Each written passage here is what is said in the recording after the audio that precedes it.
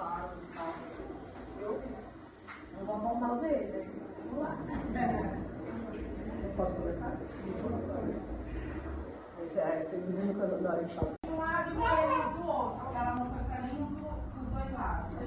Aí a professora falou, mas não vai aqui, ó. Que é preto, do que é negro, né? Entendendo que o negro cabe todos esses conceitos, né, gente? O pardo, o preto, tal, o preto. Antes de ontem a gente estava na escola e o professor perguntou pra gente. Era racista. Quando eu entrei na minha filha, ele quase me pôs pra fora, porque ele é aquele preto que ele acha que os brancos estavam aceitando isso. Não vai aceitar nada. Assim como existe o branco, nossa família estava falando. Aí eu falei, depois aí eu disse, você viu que é assim, mas é engraçado, nunca tive problema. Porque às vezes tem família que às vezes a criança fala americana, mas é tudo preto. E aí tem vergonha do pai e da mãe.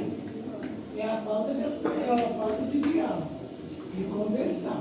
Porque tem que achar, porque passou das 6, é de noite. Eu nunca vi ninguém. Fala isso ao Dude lá. Eu nunca vi ninguém dar boa tarde depois das 6 da noite, né? Então, assim, eu sempre bem, eu trouxe também, mas eu sempre assim, eu encarei, então eu nunca tive esse problema, eu fui para a faculdade, né, de direito, e sempre olha minha mãe, meus netos também, né, minha avó, eu não tenho problema. Eu disse que eu sou nega mesmo, sou linda, maravilhosa, eu posso, e posso, né? Uai.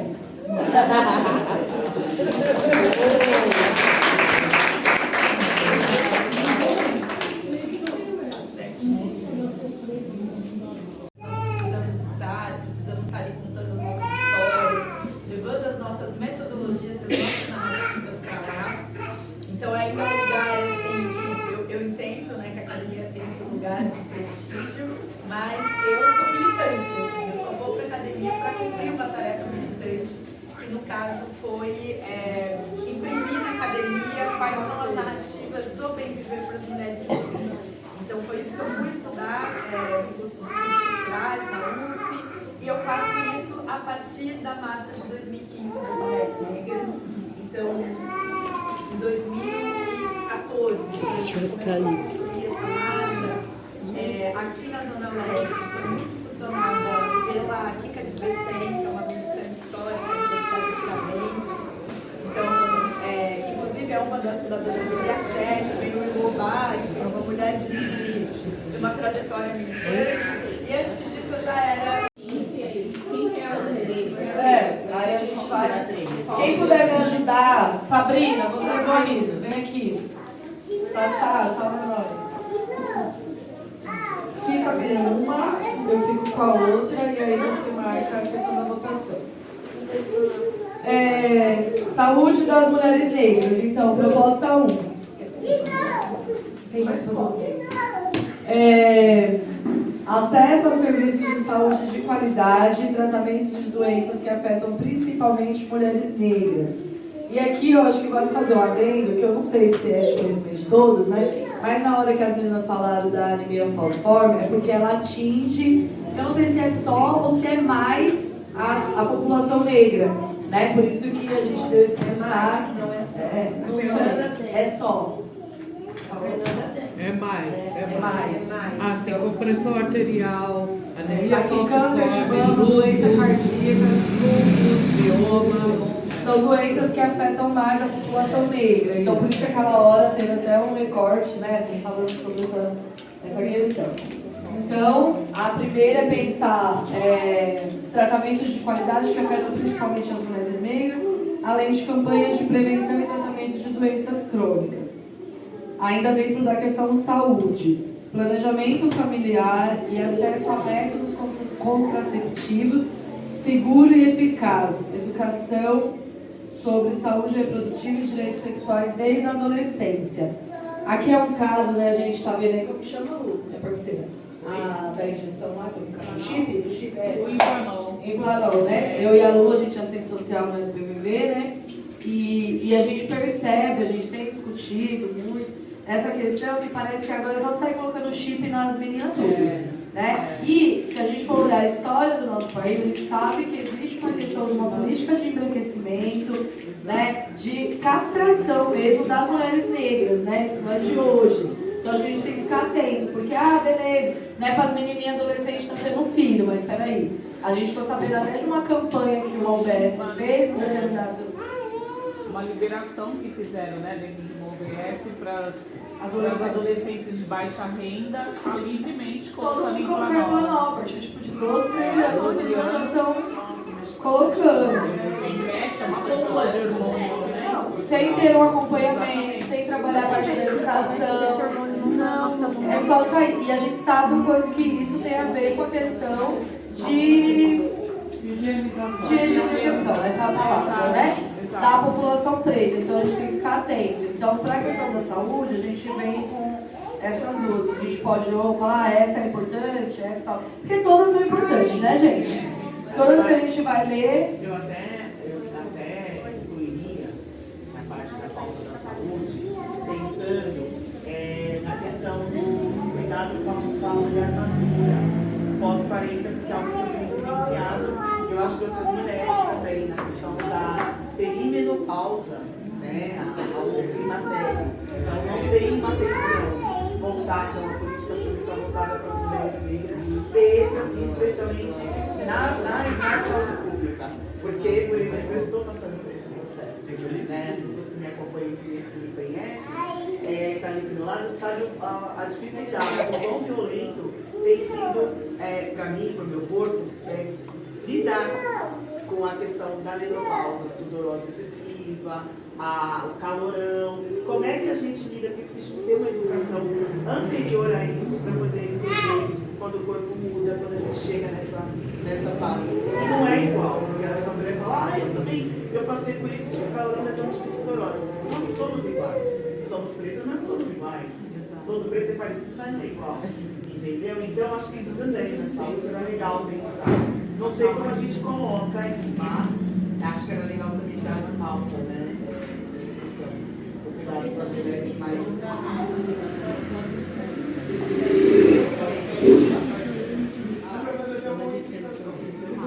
O Henrique é nosso. Ele não é.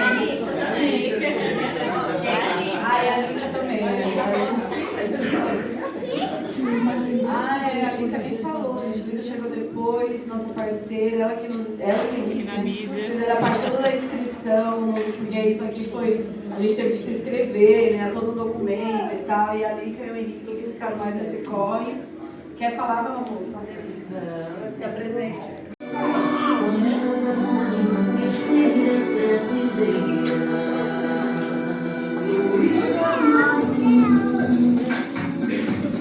Chapa de dedos livres e a preta zeferina,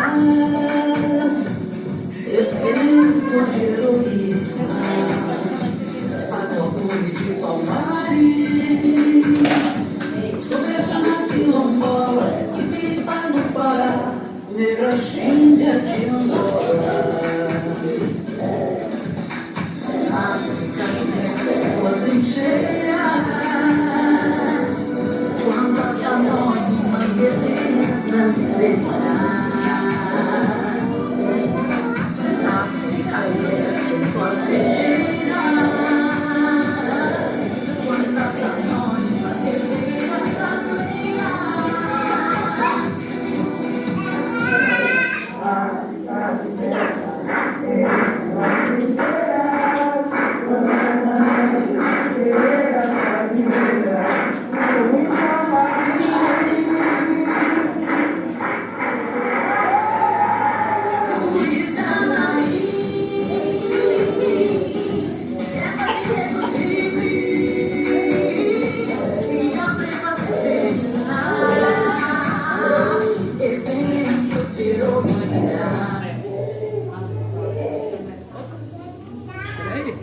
Henrique, me salva aqui. SOS. SOS Brasil. Será que desligou ali? Acho que é o. Descarregou a caixinha. Ah, na caixinha não tá na caixa grande que não conectou. A caixinha? É a caixinha. Descarregou? Bem provavelmente.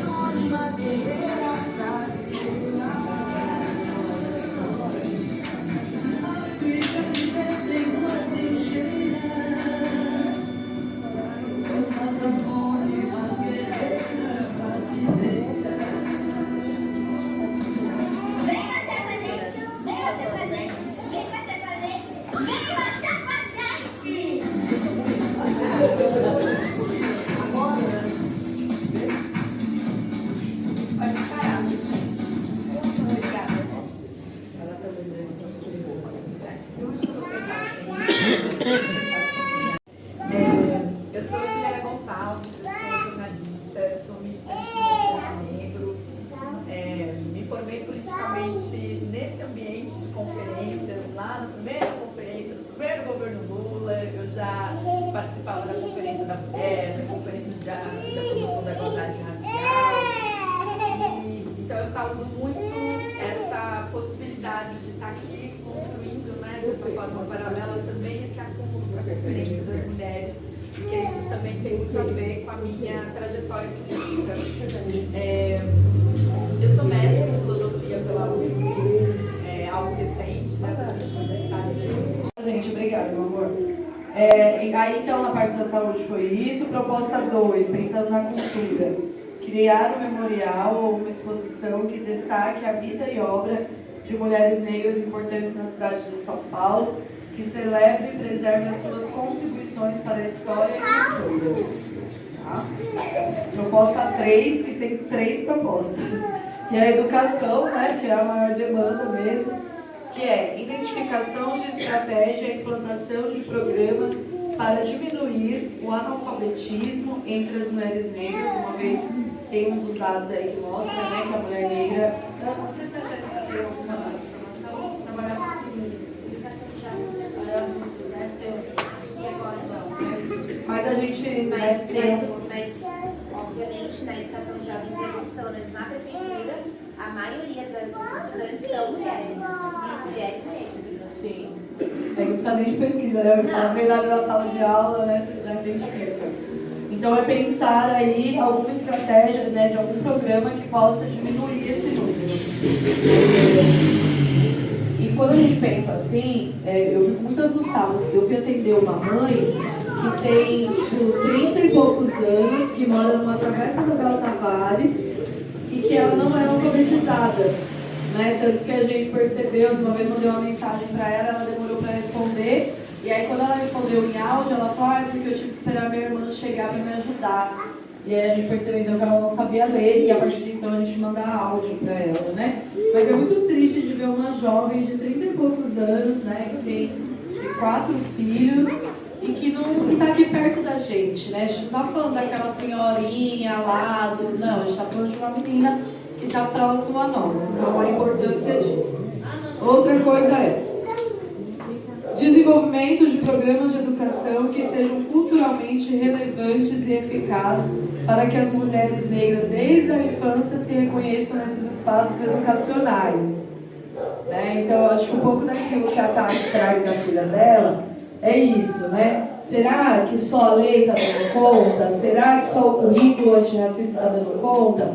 O que mais a gente pode fazer para que o grupo ali, né, de educadores, de profissionais, trabalhem com isso e que realmente dê conta? Porque ainda são as mulheres negras, ainda são as mulheres negras que ocupam, e aí são as crianças. A Lu participou de uma discussão de casos, como que a diretora falou, Lu? Para a menina? Ela estava negociando, né, com a aluna de quantos anos? De 6 anos de idade, que ela deveria ficar quietinha, né? Ela e ele pegou que ficar quietinha, ela tinha que ficar quietinha em sala de aula. E ela é uma menina preta de saia, né? Preta, de polêmica, né? Com várias questões, né? E se a gente não faz um recorte racial ali naquele momento da discussão, a diretora da escola estava colocando ela num lugar muito perigoso, né? Uma criança de 6 anos de idade dentro da escola que deveria protegê-la, né? Estava colocando ela como uma criança que deveria chegar na sala de aula, e ela tem muitas outras questões, até está sendo investigada de saúde mental, e que ela deveria ficar ali dentro da sala quietinha, sem bagunçar, sem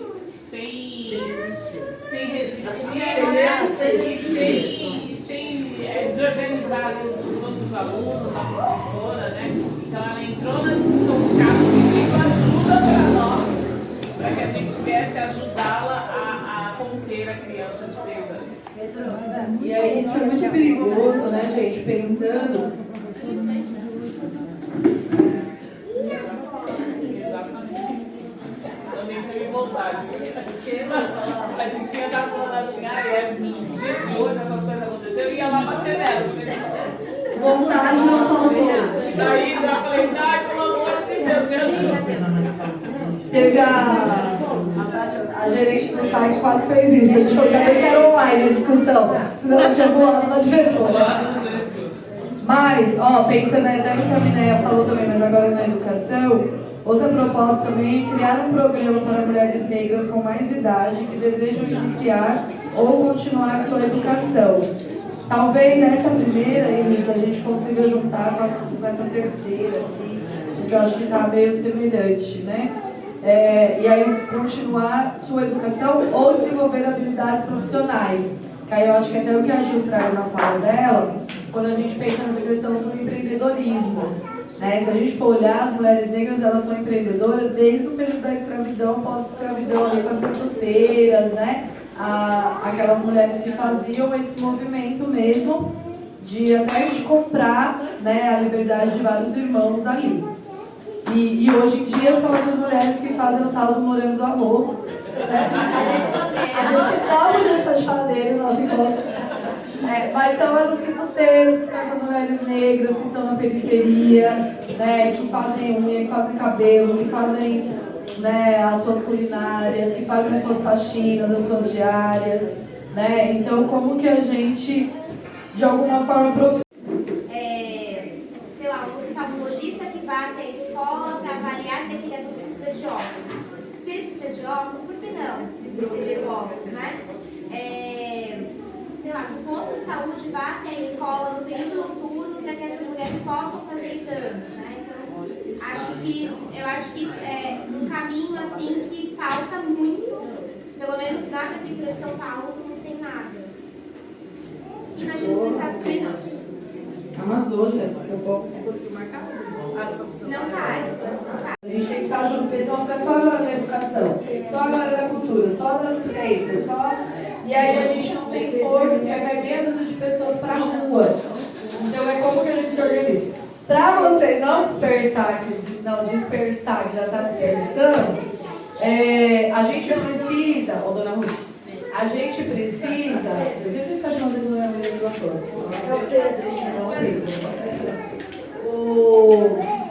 A gente precisa tirar 3 propostas. Para otimizar o tempo, o que a gente pensou? A gente trouxe 5 propostas, não definidas 100%, né? Mas assim, de 5 ideias que a gente acha que é importante da gente encaminhar, pensando na pauta, né? Que são mulheres negras. A gente vai circular aí, vai dar um para cada, acho que vai pegar. Nada melhor fazer a leitura e votação? Faz a leitura coletiva. Pode ser.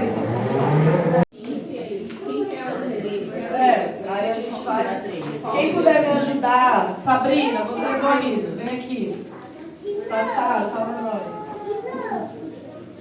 Fica com uma, eu fico com a outra, e aí você marca a questão da votação. Saúde das mulheres negras. Então, proposta 1. Quem vai falar? Acesso a serviços de saúde de qualidade e tratamento de doenças que afetam principalmente mulheres negras.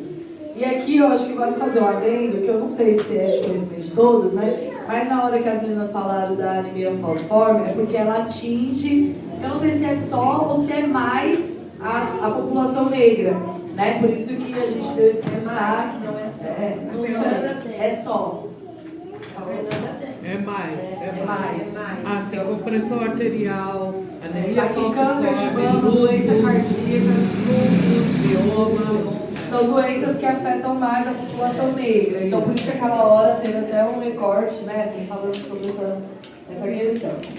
Então, a primeira é pensar tratamentos de qualidade que afetam principalmente as mulheres negras, além de campanhas de prevenção e tratamento de doenças crônicas. Ainda dentro da questão saúde, planejamento familiar e acesso a métodos contraceptivos seguro e eficaz, educação sobre saúde reprodutiva e direitos sexuais desde a adolescência. Aqui é um caso, né, a gente está vendo aí, como chama minha parceira? Da injeção lá, do chip? Do chip, O Implanon. Implanon, né? Eu e a Lu, a gente é assistente social no SPVV, né? E a gente percebe, a gente tem discutido muito essa questão que parece que agora é só sair colocando chip nas meninas tudo, né? E se a gente for olhar a história do nosso país, a gente sabe que existe uma questão de uma política de embranquecimento, né? De castração mesmo das mulheres negras, né? Isso não é de hoje. Então acho que a gente tem que ficar atento, porque, beleza, né? Para as menininhas adolescentes estão tendo filho, mas peraí. A gente ficou sabendo até de uma campanha que o OBS fez, um determinado... Uma liberação que fizeram, né, dentro de uma OBS para as adolescentes de baixa renda, livremente Todo colocando mundo colocando Implanon, a partir tipo, de 12, 13 anos, as meninas estão colocando. Sem ter um acompanhamento, sem trabalhar a parte da educação. Não, é só sair. E a gente sabe o quanto que isso tem a ver com a questão de higienização, essa é a palavra, né? Da população preta. Então a gente tem que ficar atento. Então, para a questão da saúde, a gente vem com essas duas. A gente pode falar, essa é importante, essa tal. Porque todas são importantes, né, gente? Todas que a gente vai ler. Eu até incluiria na parte da pauta da saúde, pensando na questão do cuidado com a mulher madura, pós-40, que é algo que eu tenho vivenciado. Eu acho que outras mulheres também, na questão da perimenopausa, né, ao climatério. Então, não tem uma atenção voltada, uma política pública voltada para as mulheres negras, e especialmente na saúde pública. Porque, por exemplo, eu estou passando por esse processo, né, as pessoas que me acompanham e me conhecem, está ali do meu lado, sabem a dificuldade, o quão violento tem sido, para mim, para o meu corpo, lidar com a questão da menopausa, sudorose excessiva, o calorão. Como é que a gente lida com isso? Ter uma educação anterior a isso para poder entender quando o corpo muda, quando a gente chega nessa fase. E não é igual, porque a mulher fala, eu passei por isso, tive calorão, mas eu não tive sudorose. Nós não somos iguais. Somos pretos, mas não somos iguais. Todo preto é parecido, mas não é igual. Entendeu? Então, acho que isso também, na saúde, era legal pensar. Não sei como a gente coloca, mas acho que era legal também dar uma pauta, né? Essa questão. O cuidado com as mulheres mais.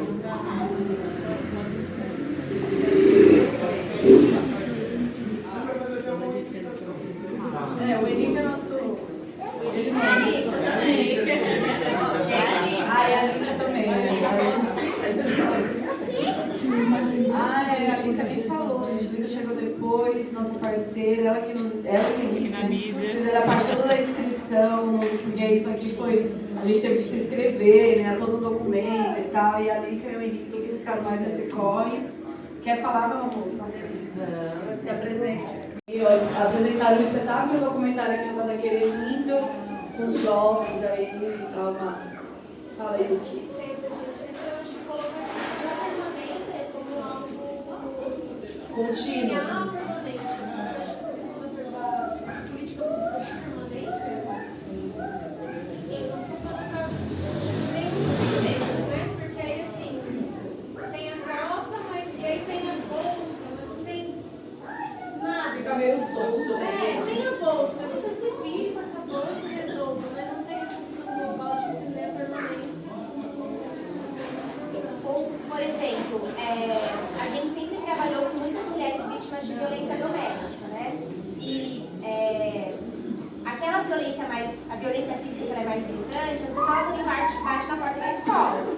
Então é aquele marido que não aceita que a mulher vá para a escola e ele vai para a porta da escola para bater na mulher. O que a gente faz? Né? Como que a gente acolhe essa mulher? Então são tantas nuances assim, que a gente não sabe como lidar e vai tudo para dentro da escola. E a gente não sabe como lidar com isso. Essa violência o Estado não sabe lidar nem quando é criança. Tipo, o pai vai na porta da escola arrancar o filho da escola porque não pode pegar a criança e vai arrancar da escola.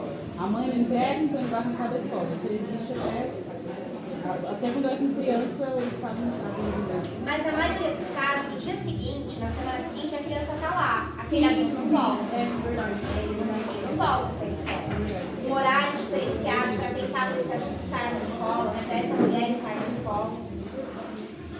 A questão do acesso do posto, de levar o posto para a escola, eu lembrei de quando antigamente tinha o dia do flúor, né? Que alguém do posto ia na escola, para o adulto não tem. Lembrando disso, para o adulto não tem mesmo.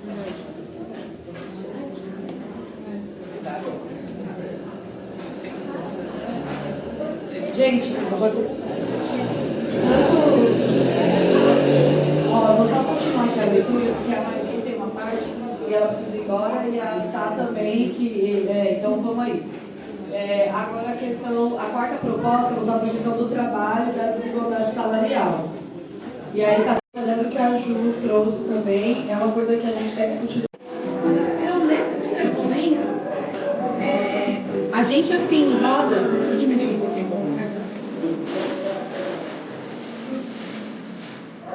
Eu vou propor para a gente trazer o nosso corpo no tempo presente. Né? Nesse momento que a gente quer, né, fazer várias coisas, traz o corpo para o tempo presente. Como que a gente faz isso? A gente vai pensar no nosso pé, no nosso pé. Então, concentra no seu pé, como que ele está aí no seu sapato, no seu calçado. Movimenta os seus dedos. Dá os dedinhos do pé. Nosso aie é a nossa base, a nossa terra, o nosso pé no chão. Normalmente, quando a gente faz uma vivência de dança afrodiaspórica, a gente faz descalço. Mas eu não vou pedir para ninguém tirar, tá frio. Da gente fazer o movimento de tirar, né? Então, do jeito que está aqui, ó. Mexe os dedinhos do seu pé dentro do seu calçado. Testa a sua base. Então, ó. Só de forma muito sutil, traz esse movimento, ó. E a esse movimento a gente vai tendo consciência do aie para o nosso rim, para a nossa cabeça. Então, ó, daqui eu vou trazer esse movimento lá para o meu tornozelo.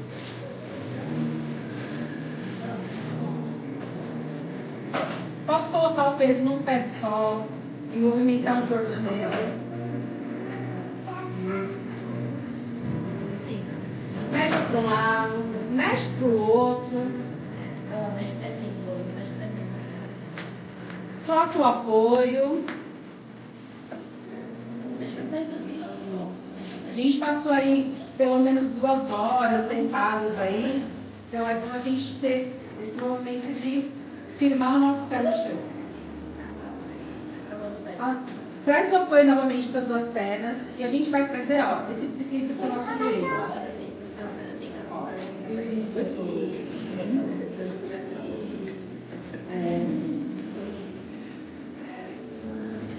Muito bom, muito bom. Quando eu penso no movimento, eu normalmente começo do ori para ele. Mas estou fazendo ao contrário hoje de propósito. A gente pode parar no movimento. A gente está falando dos nossos direitos. A gente está falando das nossas dores, das nossas cicatrizes e como solucionar elas. E para fazer isso, a gente está com a nossa base muito firme. Nosso aie, ele voa. Nosso aie, nosso ori, ele voa. Ele voa. Mas na sociedade, no tempo que a gente vive hoje, a gente precisa sonhar com o tempo presente, com o pé no chão.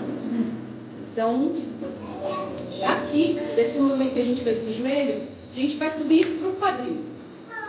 Então, o quadril, eu firmo bem a minha base e eu vou pensar só no meu quadril. Contrai para trás. Contrai. Isso. Esse quadril, esse ventre que foi nos tirado por direito, né? A intenção não é falar das dores, mas é impossível não mexer o nosso quadril, o nosso ventre, a nossa pelve, sem falar o que isso significa para uma mulher preta, né? Enquanto o nosso corpo foi negado a nós, né?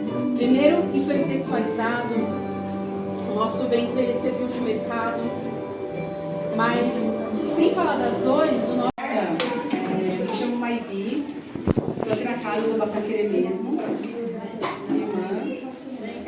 Não vou me alongar contando a trajetória, em vários lugares, mas algo que é importante contar é que eu vou fazer uma vivência de dança. A intenção era fazer uma vivência de dança, mas como a gente passou um pouquinho tempo, né, eu entendo que estar aqui no domingo e se alongar por tanto tempo é complicado para todo mundo.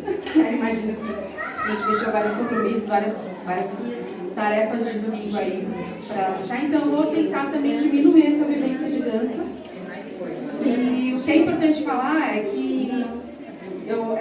em dança, minha mestra é Solange Camargo, mulher preta, periférica,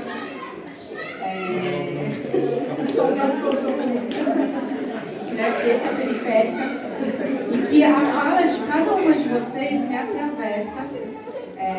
Enfim, eu não vou, eu queria muito falar de todas as falas, mas não vou usar esse momento de fala aqui para isso. Eu acho que tudo que foi falado foi muito importante. Mas é importante dizer o quanto essa mulher, a Solange Camargo, representou para eu me reconhecer como uma criança preta na época. Comecei com Solange ainda criança, numa oficina de dança, que acontecia numa escola. E ela foi a primeira mulher preta que eu vi num lugar de destaque, num lugar de realeza mesmo, sabe? Em que as características pretas delas não eram diminuídas, né? Eu passei minha infância ouvindo, mas que bom que você nem é tão preta assim, que bom que seu cabelo não é tão crespo. Então, as minhas características negras enquanto criança, numa família miscigenada, né, afro-indígena, que não tem letramento racial até hoje, ainda escuto algumas questões dentro da minha própria família, e como que isso, ver essa mulher despertou essa negritude em mim, né? Então, sempre que eu vou fazer qualquer vivência em dança, qualquer coisa relacionada ao movimento, tem que louvar a Solange Camargo, que foi a primeira referência que eu tive enquanto mulher preta nesse lugar de realeza, que é o nosso lugar de origem. Então, vou pôr aqui um ritmo só pra gente despertar o nosso corpo. Eu vou tentar fazer isso sem microfone, tá? Vou aproveitar que a gente tá em roda mesmo. Enquanto eu coloco aqui uma música pra gente, eu vou pedir só pra vocês afastarem as cadeiras. Se quiser colocar a cadeira só mais pra trás aí, pra gente ter esse espaço aqui.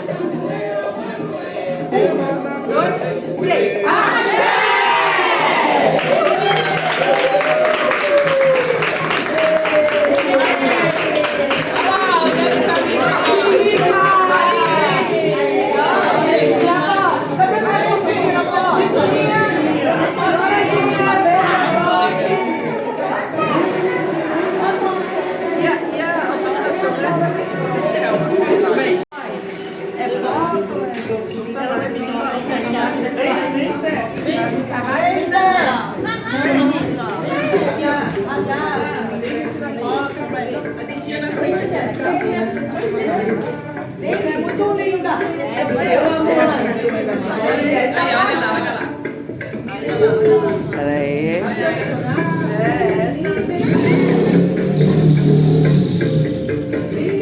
Ju. Bloqueei. Eu mando, pode ser?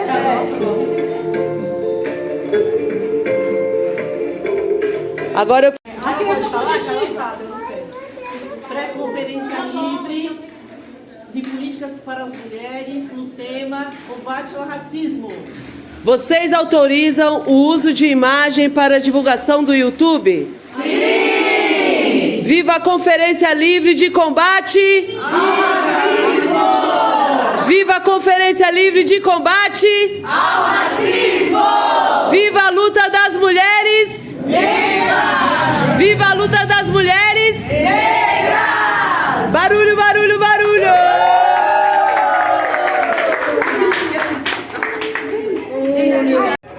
Eu vou vir um pouquinho pra gente ver no vídeo, tá?